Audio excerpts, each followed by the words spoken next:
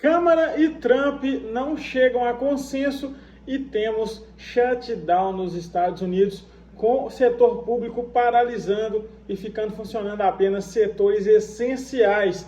É disso que falaremos no vídeo de hoje. E para você atingir seus objetivos financeiros, você precisa contar com a melhor assessoria de mercado. Por isso, te convido a preencher o primeiro link aqui da descrição para a gente bater esse papo.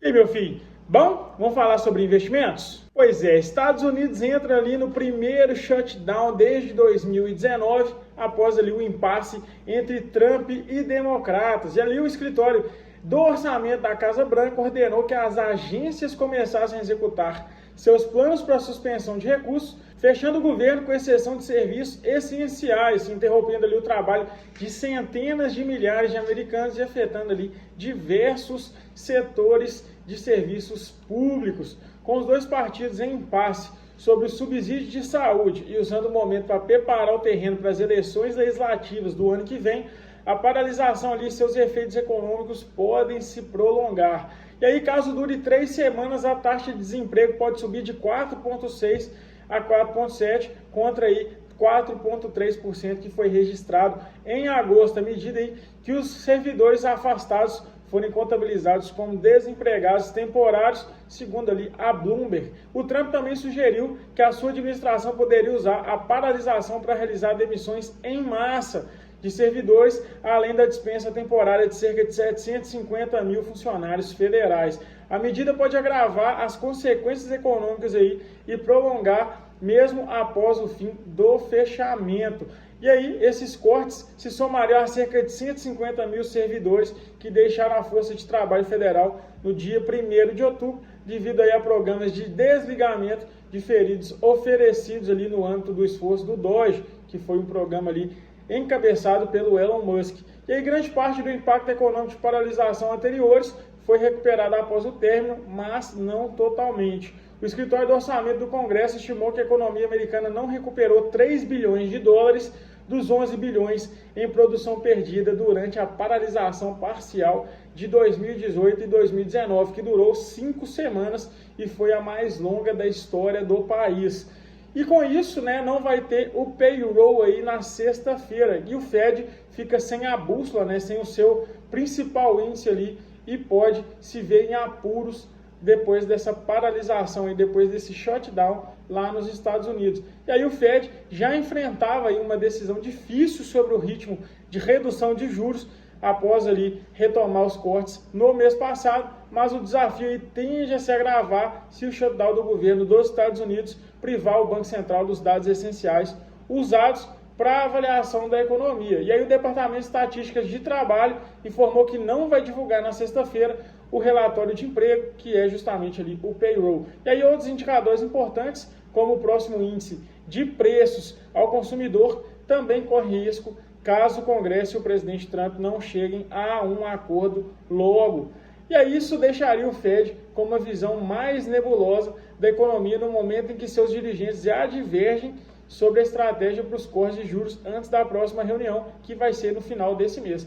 E aí os formuladores de política querem saber até que ponto estão restringindo a economia com o atual nível de juros. E aí essa avaliação fica mais difícil se restarem apenas ali as fontes alternativas de dados, caso o shutdown permaneça por tempo suficiente aí para atrasar todos os índices. E se as taxas de juros estiverem contendo pouco crescimento, o Fed vai ter espaço aí limitado para reduzir os custos de financiamento antes de chegar no nível neutro, quando a política monetária não acelera nem freia a economia americana. E aí os economistas estimam que cada semana de paralisação das operações federais pode reduzir em cerca de 0,1 de ponto percentual o PIB do trimestre. Então, o shutdown é bem sério, caso ele seja estendido por muito tempo.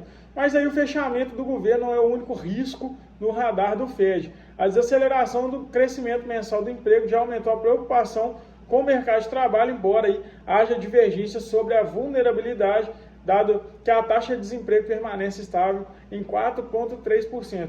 A inflação se afastou da meta de 2% do Fed, hoje ali em praticamente 3%, com a alta nos preços de itens mais expostos às tarifas do Donald Trump. E aí muitos dirigentes acreditam que essas pressões tendem a se dissipar ao longo do tempo, mas cada nova rodada de tarifas, incluindo aí as recentes que a gente comentou no último vídeo, anunciada sobre móveis, armários de cozinha e madeira pode prolongar esse processo desinflacionário. E aí, antes do shutdown, o presidente do Fed, o Jerome Powell, sinalizou apoio à redução gradual dos juros, que hoje está entre 4 e 4,25, após aí o corte de setembro. E aí ele colocou que o movimento inicial como parte de uma estratégia de gestão de riscos para evitar maior fragilidade no mercado de trabalho. Ou seja, no momento que os Estados Unidos está vivendo, que é um momento de estagflação, com crescimento econômico baixo e inflação ainda alta, eles decidiram que vão atacar a parte de emprego, a parte de crescimento econômico do país, e porque acreditam ali que a inflação vai arrefecer ao longo do tempo. E aí um shutdown prolongado traz incertezas aí para o mercado financeiro, pois não vai fornecer os dados suficientes para a política monetária do Fed, que pode optar por esperar normalizar para novos cortes de juros, além aí da perda econômica que a paralisação já vai trazer consigo, né? E aí a expectativa de paralisação siga até a segunda quinzena de outubro, ou seja, a expectativa de 2 semanas de paralisação. Mas o que você acha disso tudo? Acredita aí que vão resolver o quanto antes ou a intriga política segue atrasando possíveis acordos? Comenta aí, para vocês verem que o risco político não é só aqui no Brasil, né? Ele está em todo lugar.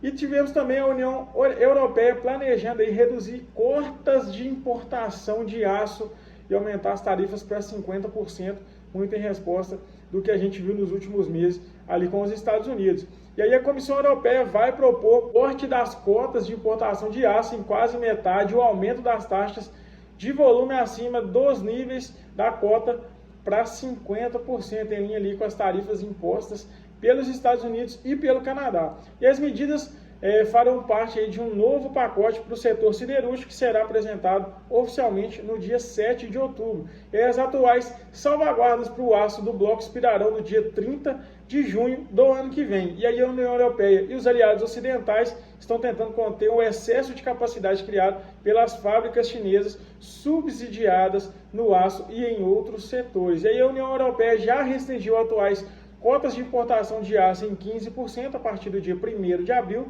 e a comissão está investigando ali as tendências do mercado para possíveis salvaguardas para o alumínio, bem como também as taxas de exportação de sucata metálica. E aí o aço entrou no centro das atenções no início do ano, depois ali do Trump aumentar as tarifas sobre as exportações estrangeiras de aço e alumínio para 50%. E aí depois de chegar a um acordo comercial geral com o Donald Trump ali no final de junho, a União Europeia disse que trabalharia em estreita colaboração com Washington em uma aliança de metais para proteger suas respectivas produções contra a China. E aí as siderúrgicas europeias ainda enfrentam uma tarifa de exportação de 50% para os Estados Unidos. E aqui no Brasil tivemos ali o relator da MP 1303, que trata ali sobre as novas regras de imposto de renda, admite ali que pode manter a isenção da LCI e da LCA para aprovar a medida provisória. E aí o relator, né, que é justamente o relator da medida provisória 1303, afirmou na terça-feira que o governo pode recuar e manter a isenção do imposto de renda sobre as letras de crédito do agronegócio e imobiliárias, as LCAs e as LCIs, caso seja necessário para aprovar o texto no Congresso. E aí a MP substitui a previsão de receitas que caíram com as mudanças ali no decreto que levou as alíquotas do IOF e é considerado ali estratégico pelo governo para fechar as contas em 2026. E além dela, a equipe econômica conta com a aprovação de um projeto que ainda está sendo discutido no Congresso sobre a redução de benefícios tributários. E aí a equipe econômica estima arrecadar cerca de 20 bilhões com as medidas ligadas aí à MP 1303. E aí as mudanças no texto, mesmo que sejam previstas ali as isenções das LCIs e as LCAs, tem esse alvo aí dos 20 bilhões ainda em vista como arrecadação. E aí toda essa questão mostra para a gente ali que a gente deve ter paciência quanto ao que acontece principalmente no Congresso, que lá até o passado é incerto. E aí, visto que houve ali essa corrida, né, para comprar esses possíveis ativos escassos no futuro, mas no caminhar da carruagem aqui não vão deixar de ser isentos, que fez com que vários investidores saíssem aí do seu planejamento para se aproveitar dessa possibilidade que não se concretiza aí no longo prazo. E aí, por isso é importante você ter um planejamento bem claro e não se entregar às regalias de curto prazo, pois podem custar muito caro lá na frente. Mas temos que ficar de olho aí em como que eles vão compensar essa perda, né, arrecadatória, porque eles têm a meta ainda de arrecadar 20 bi a mais. Ou seja, você está pronto para pagar mais imposto? Pois é, comenta aqui. Agora, se você quer entender como montar uma carteira à prova de crise, clica no primeiro link aqui da descrição para a gente bater esse papo. Então no vídeo de hoje é isso, vou ficando por aqui, já deixa o like, comenta aqui o que você achou do vídeo e se inscreve no canal. Até o próximo, valeu!